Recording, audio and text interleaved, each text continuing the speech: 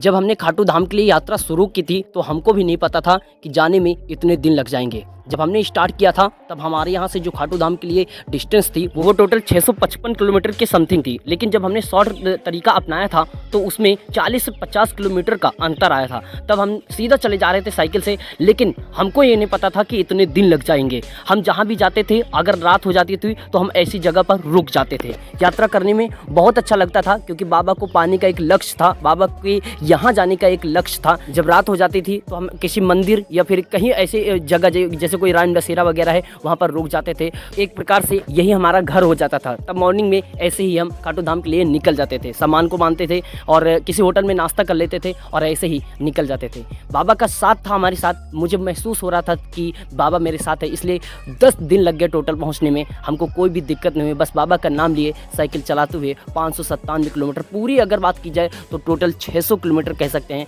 600 kilometre का सफ़र हमने तय कर लिया और साइकिल की जो ब्रेक थी वो भी टूट चुकी थी, साइकिल का जो स्टैंड था वो भी टूट चुका था और आगे जो हम एक चद्दर था मेरे पास उसको इसलिए बांध लेते थे क्योंकि साइकिल चलाने में बहुत ज़्यादा दिक्कत होती थी, प्रॉब्लम हो जाती थी कमर में, तो इसको बांध लेते थे। इससे ये होता था कि अगर कहीं पर थकान हो जा रही है तो इसी कपड़े के ऊपर, इसी चद्दर के ऊपर बैठ जाते थे और तब साइकिल चलाया करते थे। अगर मैक्सिमम की बात की जाए तो हमने 10 दिन के इस अंतराल में सबसे ज़्यादा अगर साइकिल की बात की जाए तो एक दिन 88 किलोमीटर साइकिल चलाई थी, दूसरे दिन 87 किलोमीटर चलाई थी और जो सबसे कम था वो 37 किलोमीटर था। Please subscribe channel.